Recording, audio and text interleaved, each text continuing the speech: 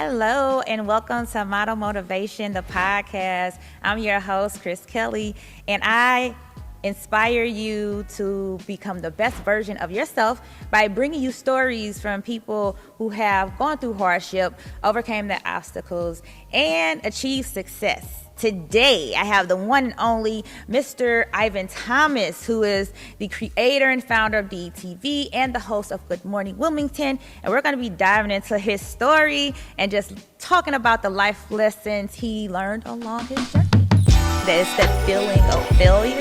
I'm just tired of seeing how media programs us to be less than. Yo, it's your main man, Big Eye, the talking to town, Mr. DETV. So, Mr. Ivan Thomas.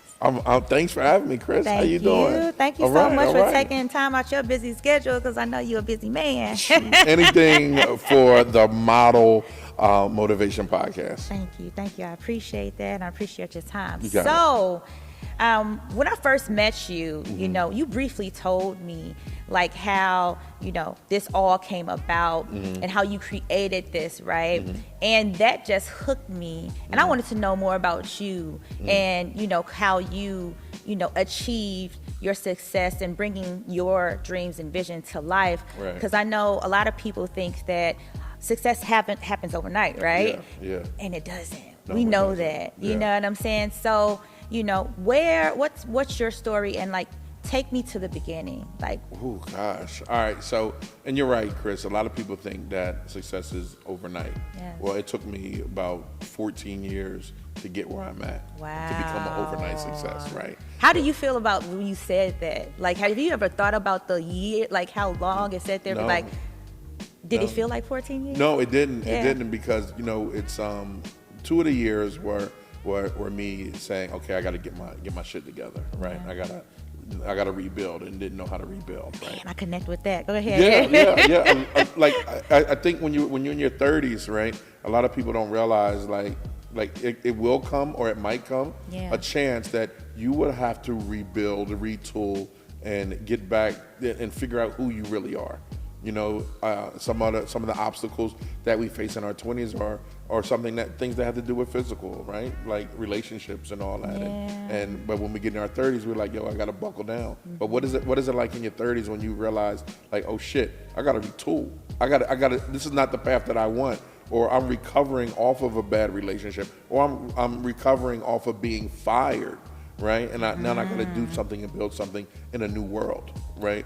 And the generation that I'm from we come from the Industrial Revolution and now to the digital revolution, right? So just the transferring of, soft skills and hard skills, or even just building a new skill set might be Yes. difficult for some, right? Very difficult, especially because I can relate being an entrepreneur, and I was in corporate America too, and making that shift from just that corporate life into the entrepreneur space, and it's like you have to reprogram yourself. It's going through that whole process. God. And And when you're in corporate, right? You're in corporate, and corporate actually trains you on how they want you to be, right?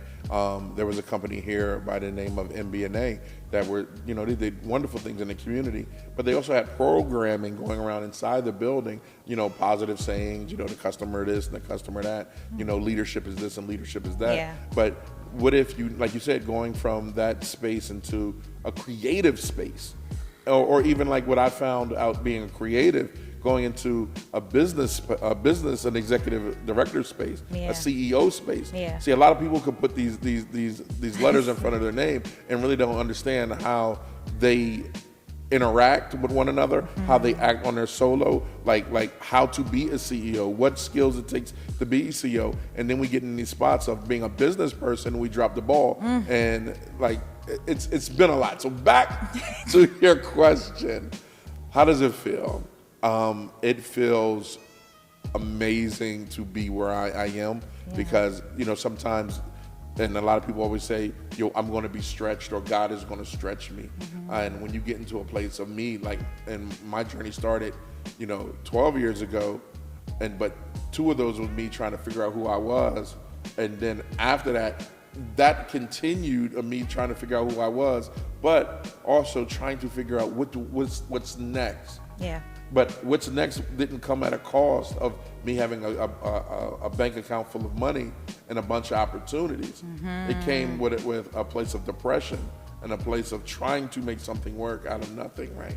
Don't start crying on me. No, you are hitting all like my questions I was gonna ask. You're hitting it. I'm gonna just let you talk because you're on a roll, so you go right ahead. So a lot of people, when you see someone that's successful, they don't understand that a lot of their success came from the pain that they learned how to turn into fuel. I actually heard someone say that 12 years ago, and I had to stop feeling sorry for myself and to take you back. How what DETV is a network that we're building here in Delaware. Yeah. And it's a network for the people to show that there's positive news, there's positive stories, there's positive imagery of black, brown, white, Hispanic, whatever, gay, straight people. Yes. And I'm just tired of seeing how media programs us to be a less than, or when they tell their story about what's going on in the hood, it's a ghetto. You know what I mean? And not a neighborhood.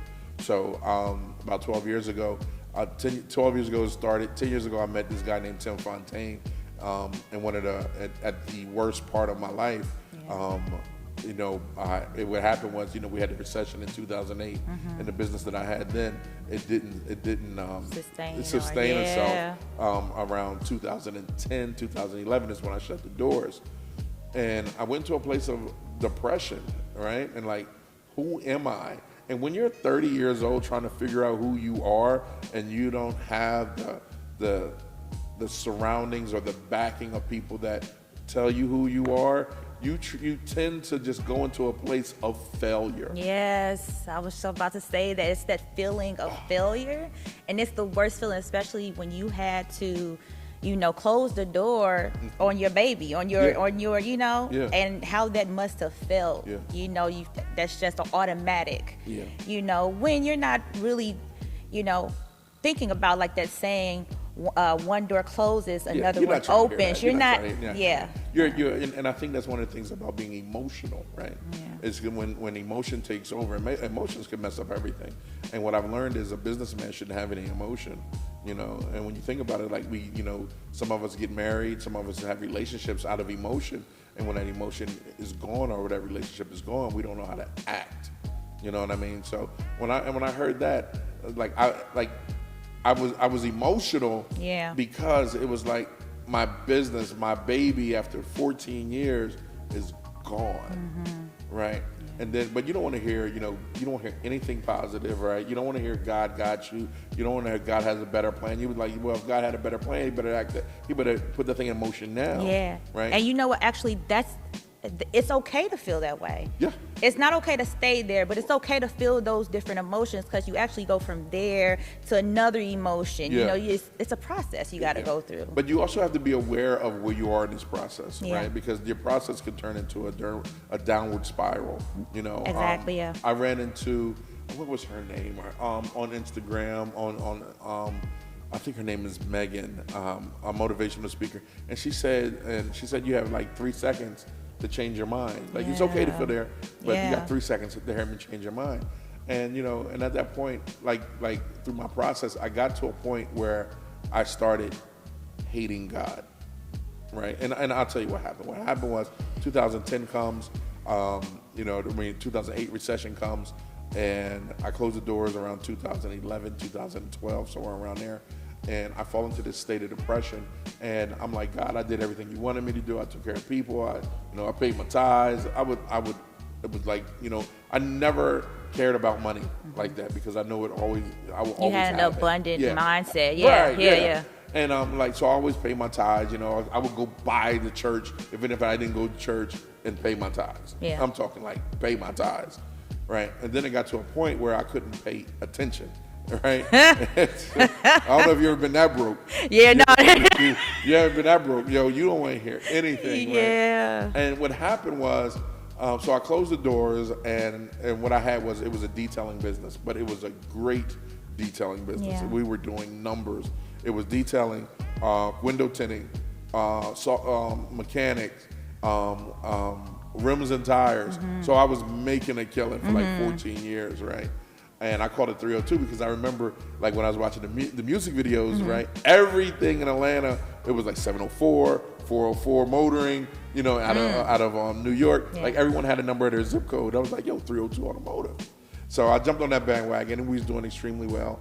But I was forced to close down. And when I closed down, I was trying to figure out, you know, at 32, like, who the hell am I? Like, what was I really created for? And trying to figure that. And at that point, I ended up like in a place of depression and a place of suicide that I was like, yo, this is not right. This is, you know, I shouldn't be suffering. And I had a pity party. And in that pity party, Christopher Thomas, my middle name, brought the candles. Ivan Thomas brought the cake. And, you know, and I had an atmosphere to have the party in. Yeah. And in there, it was just like, okay, I got to snap out of it. And I used to go downstairs like every morning at like 5 a.m. in the house that we lost, right? And we used to pray. And then got to a point that it was like my prayer was like, God, what the fuck did you create me for? You know what I mean? Well, that was the last question. It was like, what was I created for? What the hell you don't, you know, I did everything you told me to do. I was like, I fell into a real bad place. And then it got to, what the fuck was I created for? At that point, that's when my life changed. And I became more on a spiritual hunt for anything. So I didn't have any money. I was broke. My wife just got hired at working at Christiana Hospital as a nurse. And so she just finished her program. So she just started at Christiana Care. And out of nowhere, while I'm trying to find myself, she's like, look, I'm going to go to the store. She was going to spend the day with her girlfriend. And she's like, I'm going to stop by the doctor's first. You know, I got to get my annual, whatever. And she goes to the doctor's for her annual. And they're like, she calls me and she's like, you won't believe this. And I'm like, what? She was like, I am 4 months pregnant. And the baby is about to come out. And I was like, what? Now look. On top of everything. On top of everything, on top of everything, let me tell you what everything is. We lose the house, we lose the cars, I lose the business. We're in an apartment. Yeah. Right? So can you imagine taking security away from a woman, from your, you know, like, and we're in an apartment. Yeah. And she's like, look, I'm gonna ride with you, you know, it's cool, boom, boom, boom. And now she's pregnant. She's the breadwinner, right? And now she's pregnant 4 months and the baby's about to come. And I'm like, wait a minute, I'm home. Like, what am I going to do? Yeah. And it got so bad at that point, it was just like the people that worked with her at the hospital, and I think this was my level of humanity creeped in, because sometimes things in your life will happen to change you, but you have to be aware of it. Yeah. At this point, she was bedridden for 6 weeks in the hospital. And then, like, I didn't have money to buy anything, right? So her coworkers, like, made baskets for me. Wow. You know what I mean? It had gift cards in it from Wawa. Wow. It has deodorant in it. Like what grown ass man can't buy deodorant? And that, like, I think that's the part that brought me to tears, because it was deodorant in it. Yeah. Right? And I'm like, oh shoot, I can't even buy that. Right? But I just saw how all these people came together, and it was white, black, whatever. They didn't care what color I was. Yeah. They just cared about humanity. It's nice, that support, and I was going to get into that. It's even good to know that your wife, you know, supported you even after, you know, just your process, you going through, you closing the doors on the business and just figuring yourself out. Yeah. And she still supported you, because a lot of people don't realize, like, sometimes it's the people that's closest to you, you know, they don't share your vision or see what you see or what you're trying to achieve and chase and stuff. And I'm gonna piggyback on that. You're absolutely right. She didn't see the vision. Okay. She didn't, but she was like, this is what I'm supposed to do. You know what I mean? And even if it was hard for her, her thing was, look, if that's what you want to do with your life, you know, whatever it is, do it. Yeah. Like, her thing has always been, who am I to get in the way of your vision, of the vision that God gave you? That's great. And I was like, oh, okay, right? But it was hard for her, because if you learn if you watch sports, you figure out that the center can't be point guard. Yeah. So he can only be point guard for a little bit of time. She could only be the head of household for a little bit of time. Then it started wearing on her. So, but what happened was, we're in the hospital. She's in the hospital, and when she's in the hospital, she comes home after our daughter's born with C-section. Yeah. 1 pound 3 ounces. Wow. Right? Premature. Micro preemie. Wow. Right. And so she didn't come home for 189 days. She spent in the NICU. When she came home, we had 24-hour nursing, right? And it was, so can you imagine now you are displaced out your home into an apartment, right? And now you got to move the apartment. This is all in like 1 year. Wow. You got to move out the apartment into another, like a townhome that you're renting from the same complex, right? Yeah. Because you have a baby on the way, a baby that's in the hospital, and it just needs to be a better situation, need more room, and this, that, and third. So now Madison comes home. When Madison comes home, she has 100 yards of tubing for air running through the house. She has a 24-hour nurse for 4 years, right?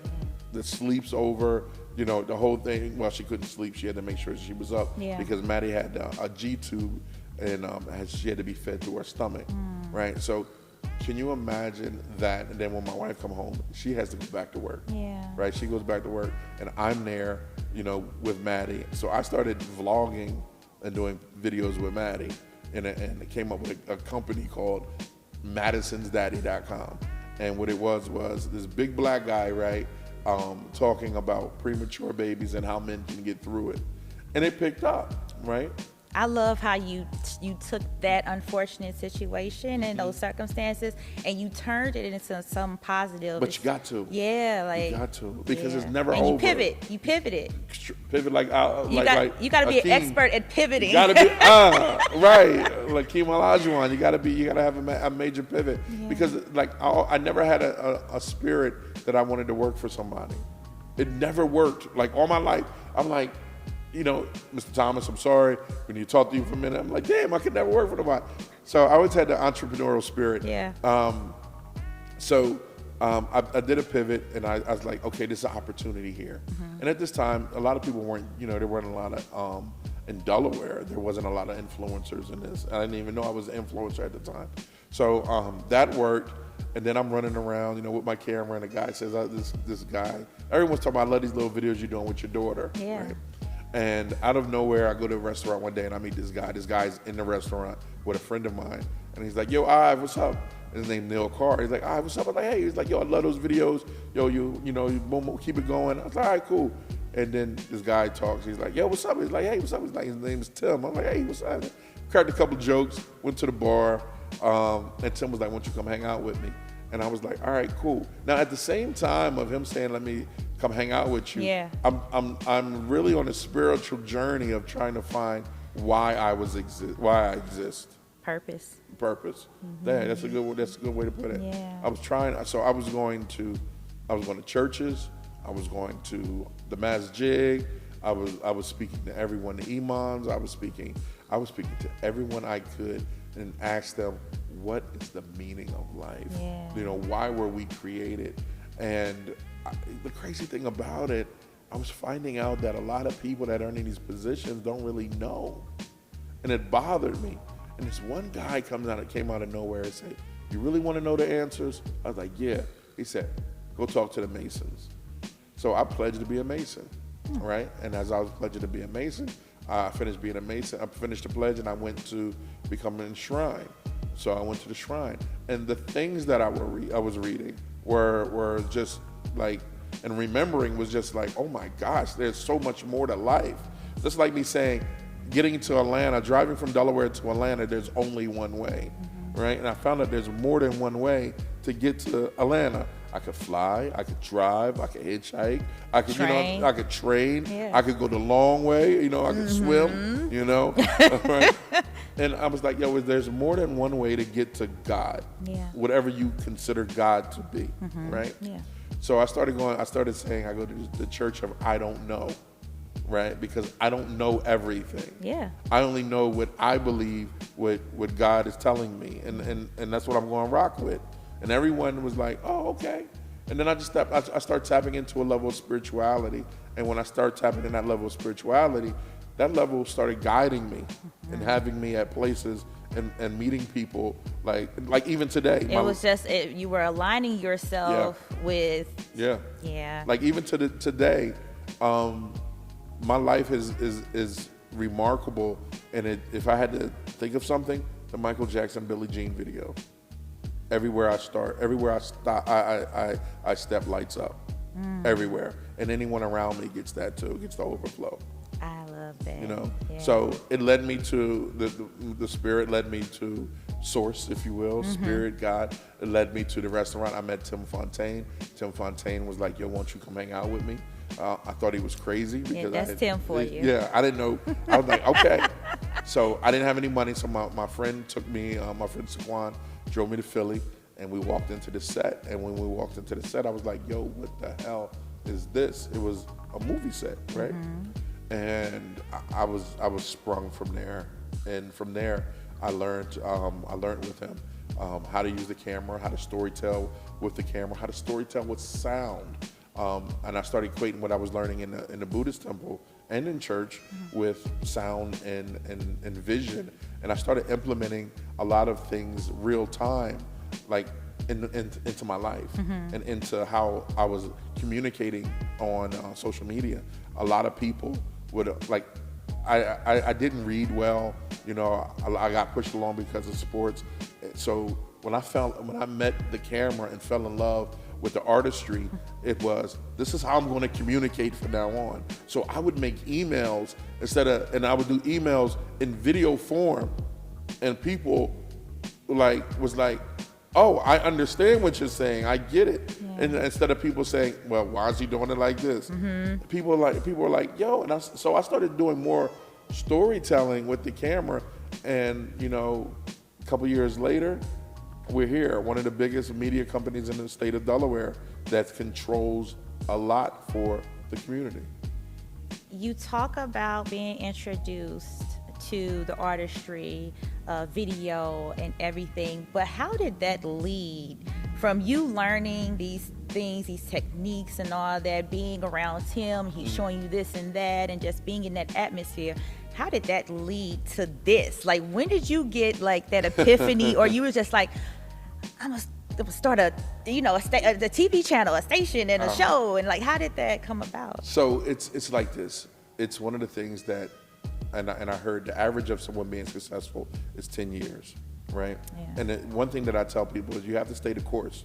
Yeah. Because you don't know what happens tomorrow, right? You can only plan it. But what happened was, I created a following, and with that following, they loved this idea of the slogan was 200% positive news, 100% of the time. And I had this little raggedy white van, and I remember I read a book, Michael Gerber's The E-Myth, and it was a part in there that said standing on the shoulders of giants. And I said, and basically what it said was doing what the giants do. Yeah. Right? So I said, shoot. I went to the news and I looked at the news. I'm like, oh, they got a mic flag. They got shirts, you know. Okay. They got pictures of the van. And that's all I had. I was a one-man band, and I ran around town with a mic flag that I got for Christmas. Yeah. I was so happy for it. My boy Saquon, the same guy that took me to meet Tim, made the logo on the shirt.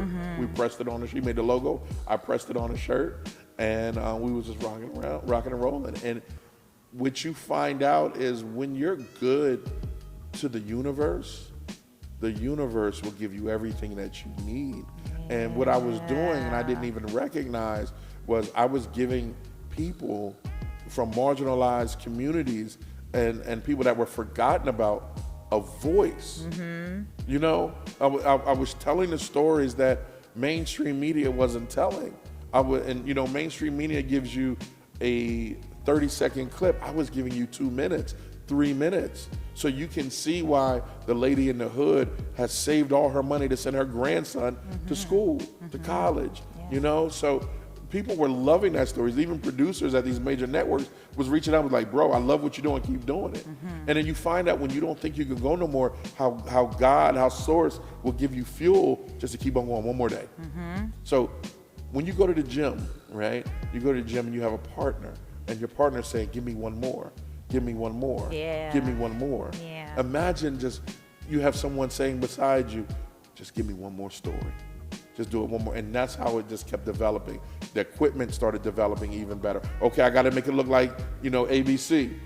The quality. I got to make it sound good. What do I need? You know, and no matter what it cost, I was making T-shirts. I was selling whatever I could, you know, to get the equipment so I can stand alone.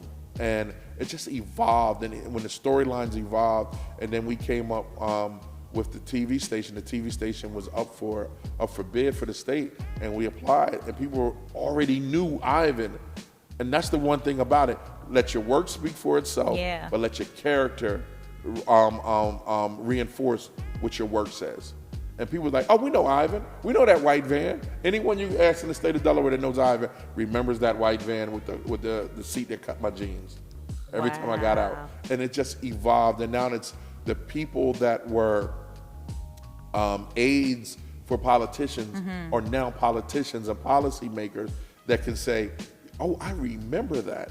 But what it really is the people in the community that's saying, thank you so much. And the kids that I taught are now in college taking mass comm. It's like, it's a full circle. And it's just like, okay, we got to keep creating for our state. What are we creating today? What are we doing? What do our state need to know? What do the people need to know? What the little black lady need to know? What the little white woman need to know? What does everyone need to know? But what we do is we make sure everyone's included with the story. And that's why we say, our story, you know, your city, our story, because everyone is involved in a part of the success of the DETV, not just Ivan. So I want to make that clear. Wow.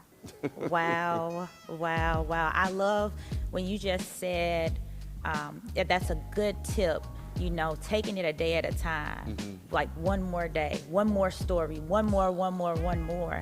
And that's one motivational thing you can do with yourself and to keep pushing yourself, you know what I'm saying? Just one more. Just one more. Just give me one more. Give me one more. Yeah, and sometimes you have, and you know, sometimes you have to talk to yourself.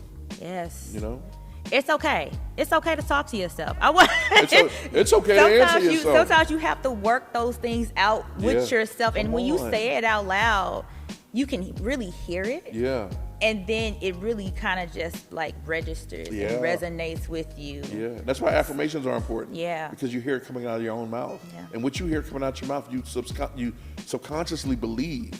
So I remember waking up and I would get into the raggedy van, right? I'm not gonna call her raggedy because she was my baby. Right? She was my baby. I had no heat. You know what I mean? Me and my daughter. You was making it work though. Out, right? I had a couch in the back because if I got tired, I could pull over and go to sleep. That's what I'm talking about. It was right. Look, let me tell you something. Look, it sounds like somebody do too. It was the hustle was real. Yeah. But the hustle becomes a part of you. It becomes embodied into your DNA. Right? Like you've been around, you see what we do. Like no, this is the hustle. I'm in love with the hustle. I'm infatuated with the grind, but I'm married to what I do. You know what I mean? And you're passionate about it. You see how that on switch just clicked in? Like they don't like this. If anyone is watching that's an entrepreneur, you know, you have to develop a fight in you, a grit in you that just says like, I don't care what it looked like. Like, so one day, right, my wife comes to me and she says, look, I can't do this anymore. I can't. And I was like, all right. She's like, you got to get a job. I was like, I mean, look, honestly, I can't get a job. Do I recommend, first of all, let me say that the disclaimer here is I don't recommend this response to everybody. Okay? No, you got to be careful with this subject here and how you go about, you know, exexecuting it. Because you imagine you go to him, you know, you tell your man, right? And he's like, look, I'm sorry, I can't do that. But I did. I said, look, I'm sorry, I can't get a job. And I said, if I get a job, all this is going to die. I said, then I'm going to resent you. And she's like, you got to do something. So I did. I went and got a job, right? And I got a job to where I can still do what I was doing, but I can still, my passion in videography and marketing on, was that me? Yeah, probably was. Probably was, yeah. I could still use it. So I was working in like a rent-a-center place, right? It wasn't rent-a-center. Yeah, something that gave you that flexibility. Yeah, it gave me the flexibility. Yeah. It gave me and brought a little bit something money in so I could pay for something, right? So I go there and I'm there for 2 weeks, right? And the guy turns to me and he's like, Ivan, I need to talk to you. He's like, bro, I love what you do. You done took this marketing in 2 weeks to a whole nother level. But I need you to go do DETV. He fired me. He fired me. And he said, if you can just do 20% of what you do here, just 20%, you'll be great. Go be great. Wow. And he fired me. He gave me a hug, handsome dap, gave me my check, and rolled and told me get out. And I called my wife and was like, she's like, how your day going? I said, he fired me. And what was her response? Her response was, what'd he say? What happened? And I told him, and it was the battery. It was the battery that I needed. Yeah. And I was like, okay. He saw it. He saw it. He saw it. Yeah. And I went and gave every piece of hustle, every bit. I mean, I would wake up in the morning, hop in my van, and like really like talk, like scream to myself, all right, Ivan, you got it. You're going to be the best videographer. I mean, the books of Think and Grow Rich, you know, Rich Dad, Poor Dad, yeah. they all played a part. I made affirmations. Like today, I would be the #1 videographer / cinematographer in the state of Delaware. Yes. And what I'm willing to give in return. You submerge yourself in, Submerged, buried, like all, and had affirmations every day to prove that I will be the best. I will control this no matter what anyone thought. What people would have to learn is 1, forgive yourself. 2, never give up. And 3, never give up. That's very important. Yo, you have to. There's a lot of things like I'm 47 now, and at 47 years old that I did not learn in school or from my parents or friends. And the street and people have taken advantage of. Yeah. And sometimes that you have to forgive yourself and be like, you know what, I did it. I'm still here. I'm still here, and I forgive myself and I love myself, and just learn from that. Yeah. Like we're creatures of habit, but we know where we screw up. The things I did last year in business, I will never do again. You know what I mean? The things I did as Ivan last year, I will never do again. And that's the thing about evolving. Yeah. We need to evolve at least 1% every day. Yeah. I had to learn that myself, not to be too hard on myself, you know what I'm saying? And just, basically give myself that, appreciation, or that, you know what I'm saying? Like, that room and that space. Like, even if you do mess up, it's okay. You're learning. You're going through a process. And I think it's so easy for people to do that. Like, I should have done it this way, or it should have went this way. And no, it went how it was supposed to go. Yeah. Sometimes we do make some crazy drawn out mistakes, right?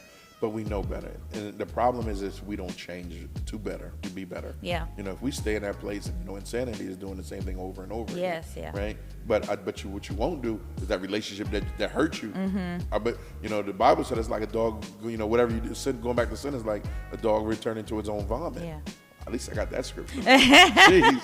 Right. But no, it's so much, man. And you get older, you get long in the tooth, and you start to realize what the seniors and people were saying in the community was right. Yeah. Like, we don't have it figured out, That's another important part of it. It's like when you're young and when you're like in high school and you're thinking to yourself, oh, I can't wait to be grown and I can't wait to make my own decisions and do all that. And then you get there because you think that, like you said, everybody have it figured out. Yeah. Like, you're an adult and you can do this and that.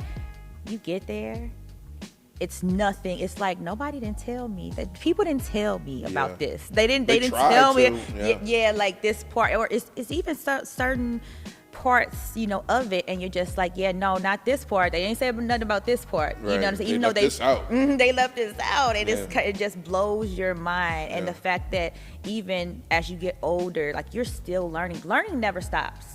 And I think that's the problem too, is when people think they know it all. Rule number one: always remain a student. Yeah. You know what I mean? Always. Yeah. Like even with all the shows that we put out and that I've created, if one of my, for example, we got a guy that works with us named Sean, right? Mm-hmm. If Sean says to me, "Hey, we can do this better," show me. Mm-hmm. Like, or let's do this, let's go. Yeah. Because we're all in this to become students of life. And sometimes somebody else can teach you. They see something, different other than what and they bring you into that. Yeah, yeah. And the lesson that I learned that from is when I owned a rim store, the detailing, through it to automotive. Yeah. When we did that, I used to buy the rims and put the rims on the wall, right? Mm-hmm. And my wife said to me, like, "Yo, why are you the only one buying rims? Like, everyone don't like your style." And I was like, damn, she's absolutely right. So I let her buy the rims, pick the rims out. Yeah. So she picked the rims out, and sales went up 25%. And I was like, so the way that I've learned, I learned, and I think what people need to understand, when you're looking for self-improvement, right, self-development, you need to figure out where you are and how you do things. Yeah. How you communicate, how you learn, how you cook, what you like, what you don't like. And sometimes what we don't do, I know we're going on a whole nother subject, sometimes what we do is those relationships tell us who we are. Mm-hmm. And when we leave them, we don't know who we are. So like, my first thing is, what makes Ivan tick? It was like me laying across this couch, right, and saying, put myself on the couch, was like, why do I do the things I do? Yeah. Oh shit, I do the things I do because of my father. I watched him. You know what I mean? Yeah. Why do I do things in business the way I do? Our family, our parents, the things because our surroundings and environment shape us. Yes, you know what I'm saying? Yes. So we don't really realize that we get older about the things, even like our parents, we've learned and taken from our parents, and not realizing that, of course, they were learning along the way and doing what they did, but some of that was toxic. Yeah. You carry that. Come on. So what was some of the toxic things, or like things that you realized, that you had to really change to become this, to elevate and evolve? What were some? One was my perception of money and credit. Mm-hmm. Two was very important. Very important. We don't get that in school, as a matter of fact, and sometimes, to be honest with you, even your family don't teach you that. But yeah. Yeah. Two would have to be, I remember my father, it was just like how he, like, and this is a whole nother show. I don't even know if I want to use this one. Yeah, that's a whole nother show. That's a whole nother show. God rest, Joe, I ain't gonna put you out there. All right. Being organized, being disciplined. Yeah. And it's just crazy, man. I'm telling you, like not worrying about health, right? You said something. You said our environment changes. It molds us and shapes. Yeah. So can you imagine like the content that we took in early? Freaknik, porn, rap music. Like, imagine having all that wrapped into someone that doesn't know who they are, that don't know who they are. Yeah. Right. And that's like what I've seen with DETV. I can create a platform that scientifically can change the way people think about their community and themselves, right? And with that, having that toxic background, how they can just maneuver through that. Yeah. Because, we all have something. If it was being touched by an uncle, or being in an abusive verbal or physical relationship, like, we all have something. Yeah. And what I've seen through a period of time is that we're just masters of masking it, right? I don't want to show you, that I'm a fuck up. Yeah. But my work and my fruit is going to show you that I fucked up. You know what I mean? Yeah. And that's why I think forgiveness is the best, because we can hold on to something and it can eat us from the inside out. So you see how I went around your question? All right, your question. The toxic things that I've seen in my community, how you treat women. Yeah. In my house, I never seen, very rarely did I see my father and mother hold hands. You know what I mean? Positive images. I've seen just being bad with decision making, being bad with understanding other people's opinion, not even taking it in consideration. Yeah. Always thinking that you're right. I have a laundry list of things that grew that was toxic, but the question is, how do we stop it? Yeah. How do we, so this doesn't rub off on her, my daughter, or my son? Yeah, no, that's very important. Like, even just, realizing that and trying to reprogram yourself. It's reprogram, especially when you're older, and how hard that is. Because believe me, I struggle with it. Yeah, myself, of course, I'm an entrepreneur and everything, and I went through that period of figuring myself out, and I'm like, doubting the process. Like, it's been too long. I should be here by now. Yeah. You know what I'm saying? And it is lonely. But it's a saying, no pain, no gain. Yeah. Or the more, and unfortunately, it is like that. It's like, how much can you endure? And go through, because it's it's going to be greater. You know what I'm saying? You just got to, like you said, keep going. Keep on going and moving. I'm gonna tell you, for someone that came out of the fire, to look back. I really meant, the greater the pain, the greater the gain. I don't believe that. No. I don't believe that. Nope. I don't believe that, because sometimes no, I don't believe that at all. Coming out of the fire and then looking back at the refiner's fire, right? I'm like, oh my God, it really was that easy. You said the word programming, and that's exactly what I called it. Yeah. We are the best computer ever made, right? The things that was inputted into my hard drive growing up were everything that I mentioned to you: the pornography, the drugs, the music, and all it did was programming. And that's all what it's doing now. The food, you know what I mean? It's programming all of us. Yeah. So when I look like now, look, I'm in control of a media company, right? That can program everybody. So the first person that had to be programmed was me. So let me tell you how I did it. Okay. All right. First, I recognized what it was.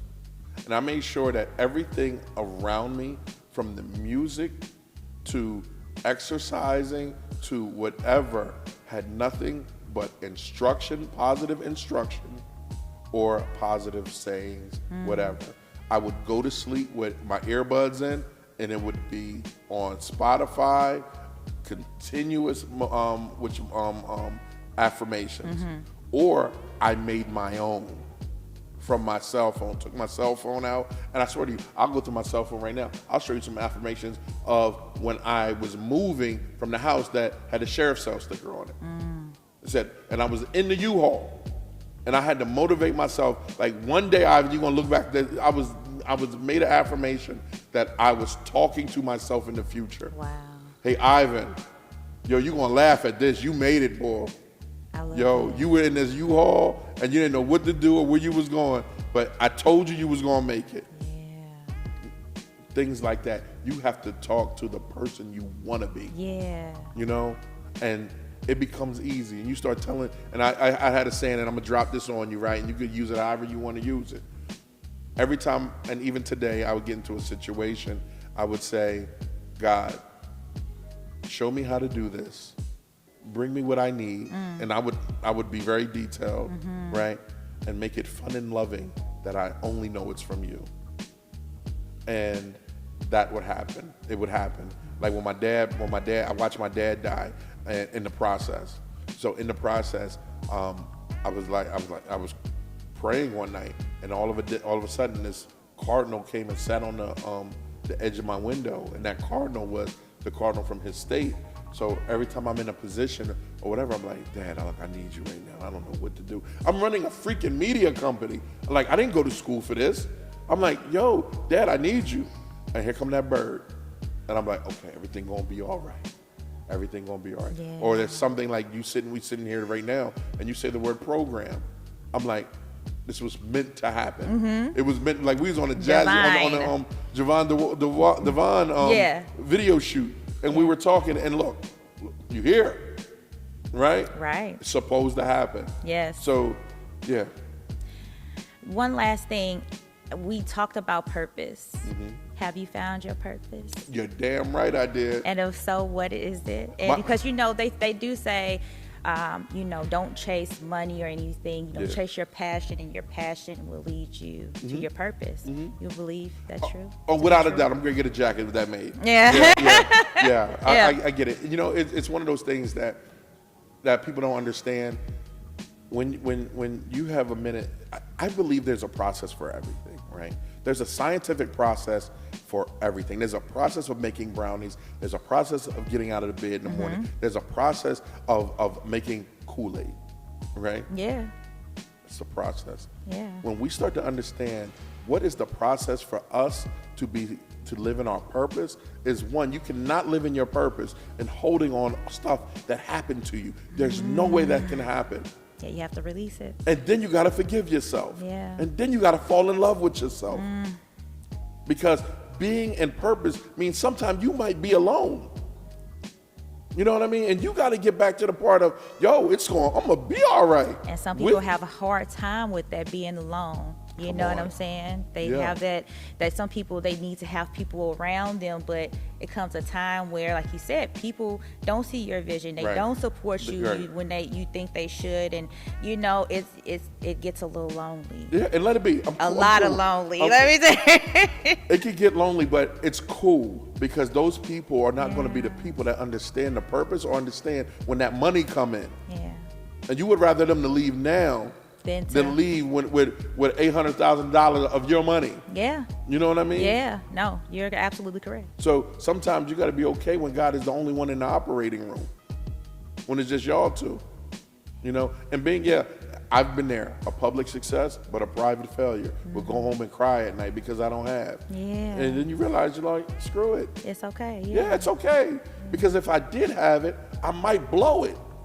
If I did have it, I might do something that's outside the purpose. I might not appreciate it as much and treat it as I should. Yeah. You know how much like running a company is hard, right? Yeah. Running a nonprofit is even harder, but running it with purpose makes it worthwhile. We've done something in the past, not even in the past, a couple of days ago. A lady came in here for Good Morning Wilmington, and Gift sees Gift, recognizes Gift, and we saw it, right? We was like, hey sis, why don't you shoot a kids episode? We did it. I sent her the video the next day of our edits and everything. Yeah. And I was like, you can't call me with tears in your eyes. And she was like, thank you so much. And that's the thing. What anyone does in this world, we need to make sure we do it for other people first. Yeah, it's service. Yeah, it's service. That's it. This should be the name of the podcast.